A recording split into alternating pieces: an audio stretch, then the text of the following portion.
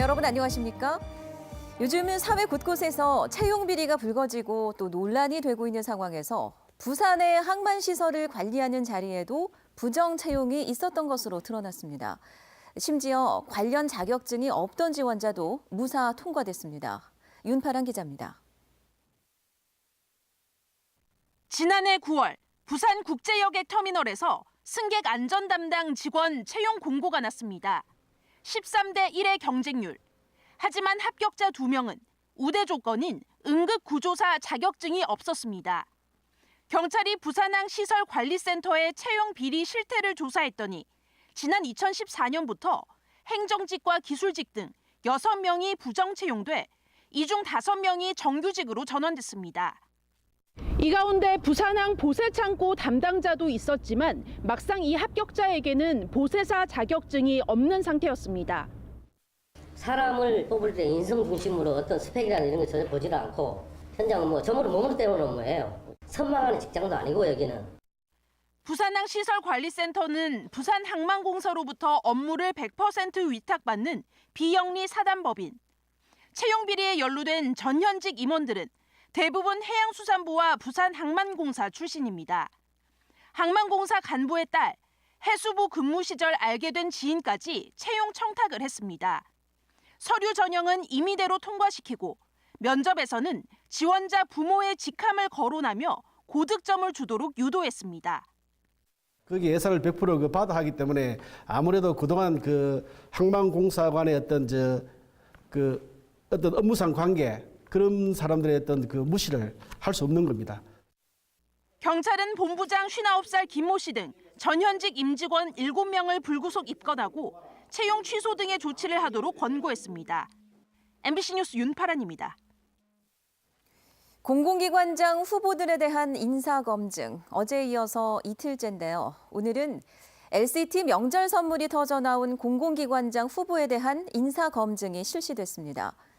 하지만 날카로운 질문은 찾기 어려웠고 성희롱성 발언까지 나와 눈살을 찌푸리게 했습니다. 이만은 기자입니다. 부산시 산하 공공기관장 인사검증 이틀째. 부산교통공사 사장 후보자와 부산환경공단 이사장 후보 순서입니다. 교통공사 정경진 사장 후보자는 LCT로부터 명절 선물을 받았다는 논란의 당사자. 정 후보자는 구체적인 정황은 기억나지 않지만 선물 목록을 꼼꼼하게 챙기지 못한 것은 불찰이라고 생각한다면서 사과의 뜻을 밝혔습니다. 명절 되면은 주고받고 하는 그런 게 있고 우리 집에도 선물들이 왔습니다. 와도 새벽에 출근하고 저녁에 퇴근하고 또 이게 크게 그걸 체크를 못했습니다. 그게 불찰입니다. 인사검증 특위는 선물이 고가였던 점을 감안했을 때 기억이 나지 않는다는 주장은 이해할 수 없다는 입장입니다. 8번이 왔는데도 기억조차 못할 정도 같으면 어마어마하게 많이 왔다는 결론이거든요. 도덕적인 불감증이라고 생각하지 않습니까? 그러나 일부 검증위원들은 기본적인 사실관계 확인도 하지 않았고 김영란법 이후에도 수사한 걸로 보이는데 2015년에 김영란법이 발효가 됐죠. 인사검증과 무관한 성희롱성 발언도 서슴지 않았습니다. 양말 하나 들어오면 여보 누구 양말이 하나 들어왔던데 이게 누구예요라고 물어보던데 물어봅니까 그렇게? 구체적으로 그런 이야기를 하고 그렇게 하는 그게 못됐습니다. 예. 부부관계 별로 안 좋으십니까? 6명의 부산시 산하 공공기관장 후보자 가운데 절반인 3명이 인사검증을 마친 상황. 아무리 처음이라지만 검증위원들의 준비 안 된 질문과 자질을 의심케 하는 질의 태도는 실망감을 주고 있습니다. MBC 뉴스 이만흥입니다. 김해 신공항 건설 계획과 관련해 안전과 소음에 대한 우려가 끊이지 않고 있는데요.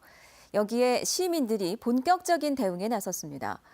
김해 신공항 기본 계획을 백지화하고 가덕 신공항 건설을 국가 차원에서 추진해야 한다는 목소리가 높아지고 있습니다. 이도원 기자입니다. 지난달 국토부의 김해 신공항 기본 계획 중간 보고는 부산과 김해 시민들의 공분을 불러일으켰습니다. 주변 장애물이 있는 상태에서 V자 활주로를 고집해 안전은 물론 극심한 소음 문제에 대한 명쾌한 해법을 제시하지 못했던 겁니다. 신공항 추진 범시민운동본부는 동남권 백년공항 왜 시급한가를 주제로 토론회를 열고 김해 신공항 계획 폐기와 가덕 신공항 건설을 정부에 강력히 요구했습니다. 가장 중요한 것은 안전 문제. 지금 김해 공항도 착륙이 어려운 만큼 김해 신공항의 안전에 대해서도 우려가 나옵니다. 특히 날씨가 흐린 날 접근한 방식이 계기 접근이 아니고 남쪽에 들어와서 눈으로 활주를 보고 들어가는 상태인데 예전에 에어차이나 사고 난 것처럼 돛대 사이 가로막고 있고 여러 가지 제한적인 측면 때문에 운영에 제한이 많았고 공항 인근에 조성 중인 에코델타 시티도 고도 제한과 소음 영향이 불가피합니다. 극심한 소음 피해가 예상되는 김해 시민들도 연대를 선언하고 함께 투쟁하겠다고 밝혔습니다. 소음 피해로 인해서 3만 3천 가구 8만 6천 명이라는 소음 피해를 입는 시민이 있습니다. 이 소음 피해를 이만한 정도의 소음이 있는 지역임에도 불구하고 토론회에서는 안전과 소음 문제에다 위법성 논란까지 불거지고 있는 김해 신공항을 왜 정부가 막무가내로 추진하는지 성토가 이어졌습니다. 이 범시민 토론회 결과를 저희들이 국무총리와 대통령께 공식적으로 건의할 생각입니다. 신공항 추진 범시민운동본부는 앞으로 보다 강력한 수위의 대응에 나서겠다고 밝혀 김해 신공항 반대 움직임이 더 거세질 전망입니다. MBC 뉴스 이돈입니다. 부산 롯데타운 건립을 둘러싼 문제점들 얼마 전 집중적으로 보도했었는데요. 부산시와 롯데가 랜드마크 건물에 주거시설 도입을 추진하지 않는 방향으로 입장을 정리하고 있는 것으로 확인됐습니다. 임선은 기자입니다. 공유 수면을 매립한 롯데타운 랜드마크 부진 관광시설을 짓겠다는 애초에 매립 목적으로만 사용하도록 엄격히 제한하고 있습니다. 하지만 롯데는 주거시설 도입을 잇따라 요구해왔고 받아들여지지 않자 사실상 공사를 중단한 상태입니다. 지나친 특혜를 요구한다는 비판이 있는 가운데 부산시와 롯데는 최근 랜드마크 건물에 주거시설을 넣지 않기로 일단 입장을 정리하고 있는 것으로 확인됐습니다. 공론화를 언급하며 랜드마크 건립 문제에 소극적인 모습을 보여온 오거돈 부산시장도 공론화 대신 롯데 고위층을 직접 만나 대책 마련에 나서는 등 바뀐 모습을 보이고 있습니다. 롯데 문제에 대해서는 그런 과거 BRT와 같은 그런 방식으로는 지금 하고 있지 않습니다. 때마침 롯데그룹 신동빈 회장이 경영 일선에 복귀하면서 5년간 50조 규모의 통큰 투자를 하겠다고 발표한 점도 주목됩니다. 20년 가까이 표류해온 랜드마크 건립 사업이 다시 정상 궤도에 오를 가능성은 높아진 상황. 올 연말까지 부산의 각종 현안 사업에 대해 롯데와 부산시가 과연 어떤 방안을 내놓을지 두고 볼 일입니다. MBC 뉴스 임선응입니다. 부산의 사립유치원들이 집단 휴업을 예고했다 번복하면서 논란을 빚고 있습니다. 부산시 교육청은 한국유치원총연합회 부산지회가 오늘 오전 열린 긴급 임시총회에서 오는 29일부터 일주일 동안의 집단 휴업안을 의결한 것으로 파악됐다고 밝혔습니다. 하지만 교육청이 집단 휴업을 강행할 경우 정원 감축, 유아 모집 정지 등 강경 대응에 나서겠다고 밝히자 한유총 부산지회가 집단 휴업을 하지 않겠다고 번복한 것으로 전해지고 있습니다. 교육청 관계자는 부산지회 내부에서도 집단 휴업을 두고 강경파와 온건파 사이의 갈등이 빚어진 것으로 안다고 덧붙였습니다. 73회째를 맞는 유엔의 날 기념행사가 남구 유엔 기념공원에서 열렸습니다. 6.25 한국전쟁 참전용사 후손과 국군장병, 외교사절 등 700여 명이 참여한 이번 행사는 유엔 기념공원 안장국 국기 입장을 시작으로 한국전쟁 희생자를 추모하고 헌화하며 아픈 역사를 되새겼습니다. 참전용사 후손들은 기념식 이후 피난수도 부산의 문화유적지를 탐방하며 부산의 근현대 역사를 돌아보는 시간을 가졌습니다. 오는 27일 열리는 14회 부산 불꽃축제를 맞아 관람객 안전과 편의를 위해 종합교통대책이 마련됐습니다. 부산시는 행사 당일 광안대교 상층부는 오후 4시 반부터 밤 11시까지, 하층부는 저녁 7시 반부터 밤 10시까지 전면 통제합니다. 광안리 해수욕장 해안도로와 황령산로, 해운대 마린시티로 등 주변 도로는 행사 시간에 맞춰 순차적으로 차량 통행을 금지합니다.